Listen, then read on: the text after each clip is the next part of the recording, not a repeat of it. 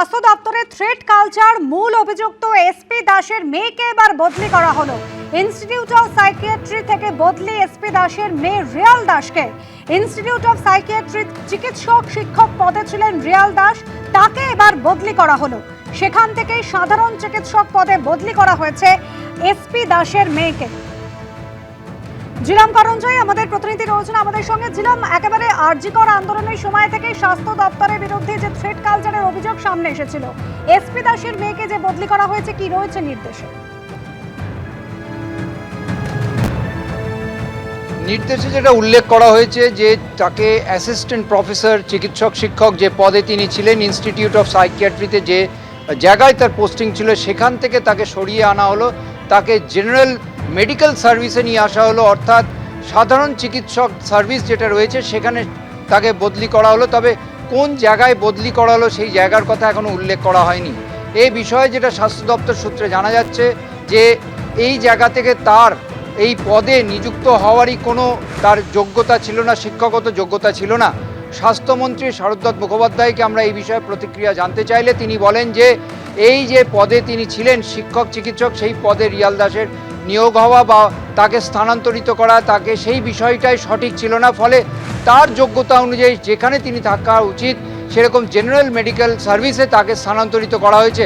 পাশাপাশি তিনি এও বলেন যে আরজিকর আন্দোলনের সময় যে থ্রেট কালচারের অভিযোগ উঠেছিল বারবার, এবং তার কথায় নর্থ বেঙ্গল লবি এবং তার সঙ্গে যুক্ত ডক্টর এসপি দাসের কথা বারবার উঠে এসেছিল, সেই থ্রেট কালচারের কোনো কিছু এই মুহূর্তে নেই। কোনো নর্থ বেঙ্গল সাউথ বেঙ্গল নেই, পুরোটাই পশ্চিমবঙ্গ। আর তোমাকে জানিয়ে রাখবো, এই বিষয়ে ডক্টর এসপি দাসের সঙ্গে আমরা যোগাযোগের চেষ্টা করেছিলাম, তবে তার কাছ থেকে এই বিষয়ে কোনো প্রতিক্রিয়া পাওয়া যায়নি, এমনকি রিয়াল দাসের কাছ থেকেও কোনো প্রতিক্রিয়া পাওয়া যায়নি এখন অবধি। ধন্যবাদ জিলাম। বিরোধী দলনেতা ঋতব্রত বন্দ্যোপাধ্যায় কি বলছেন সরাসরি দেখুন। পিএফও পাঠিয়ে দেবো, প্রিন্ট করেও সার্কুলেট করে দেবো। না, একজন প্রাণসখা এবং গুটি কয়েক সাংবাদিকের কাছে আছে, তখনই জেল থেকে পাঠানো হয়েছিল। আপনাদের কাছে আমার ধারণা নেই, আমিও চিঠিটা সদ্য পড়েছি। Interesting, very interesting. আমি যা বলার তো বললাম, বাকিটা তো আমি বলছি, চিঠিটা আমি পাবলিক করে দেবো। আমি কিছুই বলছি না, আপনারা চিঠিটা দেখুন না, ওয়েট করুন না। এত মানে রোমহর্ষক চিঠি, মানে উদ্বৃত্ত 30 কোটি টাকা কোথায় ইনভেস্ট হবে, কোট অ্যান্ড কোট। আচ্ছা, একটু কোট অ্যান্ড কোটই করে দিই, আমার ফোনে আছে চিঠিটা। হ্যাঁ, এই সাবেডে মানে বলছেন, চিঠিতে উল্লেখ করা রয়েছে কোট অ্যান্ড কোট, একটা রাজ্যের নির্বাচিত মুখ্যমন্ত্রী সম্পর্কে বলছেন চিটফান্ডের পয়সায় চলেন, চিটফান্ডের সব থেকে বড় বেনিফিশিয়ারি বলছেন একজন রাজ্যের তৎকালীন মুখ্যমন্ত্রীকে। তো এটা তো, এবং পাঠিয়েছিলেন, জেল থেকেই পাঠিয়েছিলেন, জেল থেকে ফোনও করতেন। হ্যাঁ, চিঠিটা আজ থেকে বললাম তো 10-12 বছর আগের চিঠি। ওই ফেজে তো আত্মহত্যারও চেষ্টা করেছিলেন। অবাঞ্ছিত কিছু ঘটনা যদি ঘটে যেত, এই চিঠিতে এটাই উল্লেখ করা রয়েছে যে এটাকেই যেন সুইসাইড নোট হিসেবে বা শেষ বয়ান হিসেবে গ্রাহ্য করা হয়। আমি চিঠিটা থেকে মানে আমি নাম সবটা বলবো না, জাস্ট আপনারা যেহেতু বললেন একটু অল্প করে আর কি। আপনারা জানেন তৃণমূলের 3টি ব্যাংক অ্যাকাউন্টে ডেবিট ফ্রিজ করা হয়েছিল, আর এবার যেটা খবর, তৃণমূলের 3টি ব্যাংক অ্যাকাউন্ট ব্যবহার করতে পারবে কালীঘাট পন্থী তৃণমূল।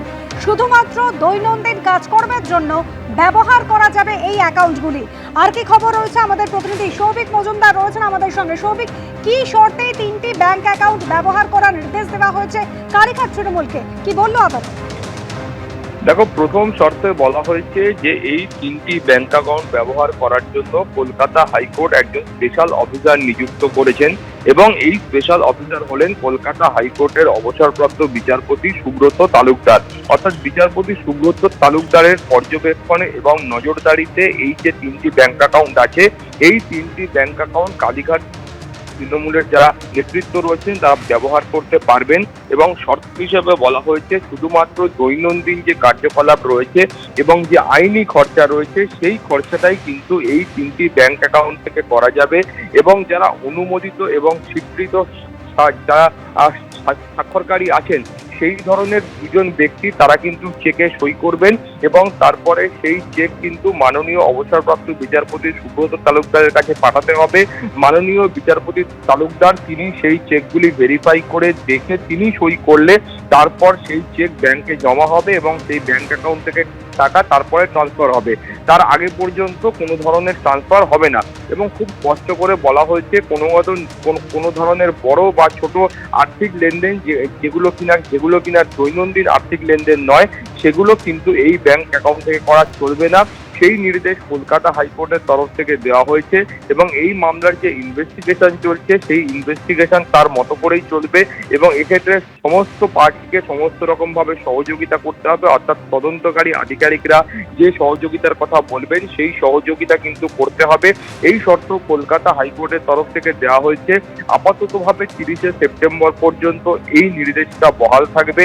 তার পাশাপাশি বলা হয়েছে, তুমি জানো যে তৃণমূলের জয়ী যে এমএলএ রয়েছেন সেই এমএলএ বা বিধায়কদের মধ্যে একটা আড়াআড়ি ভাবে ভাগ হয়ে গিয়েছে। ফলে এই যে তৃণমূল কংগ্রেসের যে প্রতীক রয়েছে, যে অ্যাকাউন্ট রয়েছে, সেগুলো নিয়ে কিন্তু তারা নির্বাচন কমিশনের কাছেও এই মুহূর্তে কিন্তু আবেদন করা হয়েছে। ফলে নির্বাচন কমিশনের কাছেও গোটা বিষয়টা বিচারাধীন আছে। ফলে যারা ঋতব্রত বন্দ্যোপাধ্যায় পন্থী তৃণমূল কংগ্রেসের যারা বিধায়ক রয়েছেন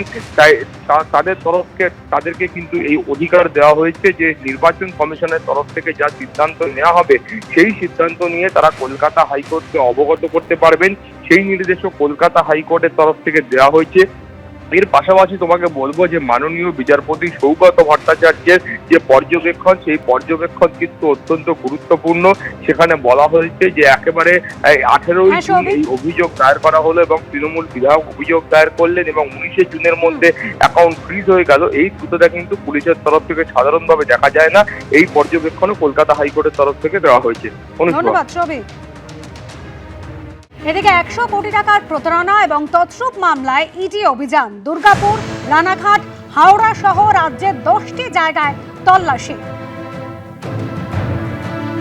প্রকাশ সিনহা আমাদের প্রতিনিধি সরাসরি রয়েছেন আমাদের সঙ্গে। প্রকাশ, যে চিটফান্ড সংস্থার বিরুদ্ধে অভিযোগ, ঠিক কি অভিযোগ? তল্লাশি এখনো চলছে?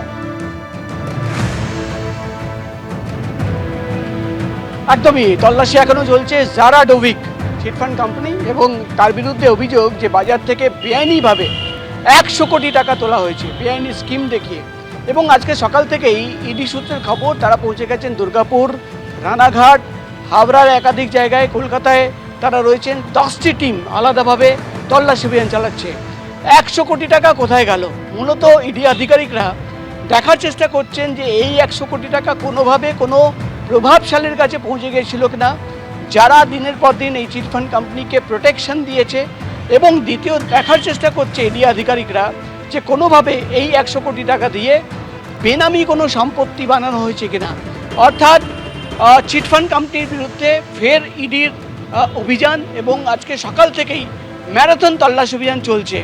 মূলত যেটা ইডি সূত্রের খবর যে রাজ্য পুলিশ এই কোম্পানির বিরুদ্ধে যে এফআইআর করেছিল সেখানে 20 কোটি টাকা প্রতারণা এবং তছরূপের অভিযোগ আনা হয়েছিল। কিন্তু ইডি যখন তদন্ত শুরু করে এবং তাদের অনুসন্ধানে এই 20 কোটি টাকা বেড়ে দাঁড়ায় 100 কোটি টাকা। অর্থাৎ 100 কোটি টাকা কোথায় গেল, কাদের কাছে পৌঁছে গেল, বেআইনি স্কিম দেখিয়ে দিনের পর দিন এই কোম্পানি যে টাকা তুলছিল সেখানে কারোর মদত ছিল কিনা, কোনো প্রোটেকশন মানি কেউ নিয়েছিল কিনা, এই সমস্ত তথ্য জানার জন্য এবং এই কোম্পানির কোথায় কি সম্পত্তি রয়েছে, বেনামি কোনো প্রপার্টি রয়েছে কিনা, এটা জানার জন্যই কিন্তু আজকে সকাল থেকে ম্যারাথন তল্লাশি অভিযান।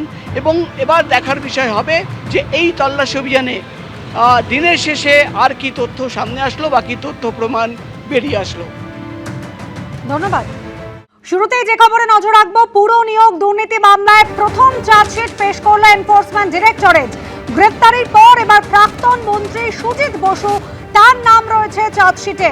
প্রাক্তন দমকল মন্ত্রী সুজিত বসুর ছেলে সমুদ্র বসুর নামেও কিন্তু চার্জশিটে লেখা রয়েছে। আবির দত্ত আমাদের প্রতিনিধি রয়েছেন আমাদের সঙ্গে। আবির, এর আগে কোটি কোটি টাকা দুর্নীতি, সম্পত্তির বিনিময়ে চাকরি, বেআইনি লেনদেন, এরকম একাধিক অভিযোগে সুজিত বসুকে গ্রেফতার করা হয়েছিল। এই চার্জশিটে কি রয়েছে, কাদের কাদের নাম রয়েছে? দেখো, তোমায় জানাবো, পুরো নিয়োগ দুর্নীতি মামলায় এনফোর্সমেন্ট ডিরেক্টরেট যে তদন্ত করছে সেই তদন্তে প্রথম সাপ্লিমেন্টারি চার্জশিট পেশ করা হলো নগর দায়রা আদালতে। সেই চার্জশিটে প্রাক্তন মন্ত্রী সুজিত বসু এবং তার ছেলের নাম যেমন রয়েছে, তার সাথে সাথে দুটি কোম্পানির নাম উল্লেখ করা হয়েছে। এবং তোমায় জানিয়ে রাখি যে পুর ও নগর উন্নয়ন দপ্তরের তৎকালীন director of TLP Jyotishman Chattopadhyay, এই তিনজনের নামেই কিন্তু চার্জশিট হয়েছে। এই যে চার্জশিট হয়েছে সেখানে প্রায় যেটা জানা যাচ্ছে যে প্রায় এই চার্জশিট 186 পাতার চার্জশিট। মূলত যেটা অভিযোগ সেটা হচ্ছে 340 জন চাকরি প্রার্থীকে চাকরি পাইয়ে দেওয়া হয়েছে টাকার বিনিময়ে, এই অভিযোগ উঠেছিল এবং সেই বিষয়ে এই তথ্য প্রমাণ সংগ্রহ করা হয়েছে এবং যে মর্মে তাকে গ্রেপ্তার করা হয়েছিল সুজিত বসুকে, সেই বিষয়গুলো উল্লেখ করা হয়েছে এবং তাদের যা ফাইন্ডিং তদন্তের সেগুলো উল্লেখ করা হয়েছে। প্রায় 250 কোটি টাকার দুর্নীতি এই পুরো নিয়োগের মাধ্যমে এই যেটা টাকার লেনদেনের অনুযায়ী সেটা তারা মনে করেছেন। তার মধ্যে 20 কোটি টাকা তোলা হয়েছিল চাকরির বিনিময়ে এবং সুজিত বসুর বিরুদ্ধেই সেই অভিযোগ সামনে রেখে এনফোর্সমেন্ট ডিরেক্টরেট তাদের প্রথম সাপ্লিমেন্টারি চার্জশিট পেশ করলো, যে সাপ্লিমেন্টারি চার্জশিটে রাজ্যের প্রাক্তন মন্ত্রী সুজিত বসুর নামেই চার্জশিট করা হলো। ধন্যবাদ। এবিপি আনন্দ, এগিয়ে থাকে, এগিয়ে রাখে।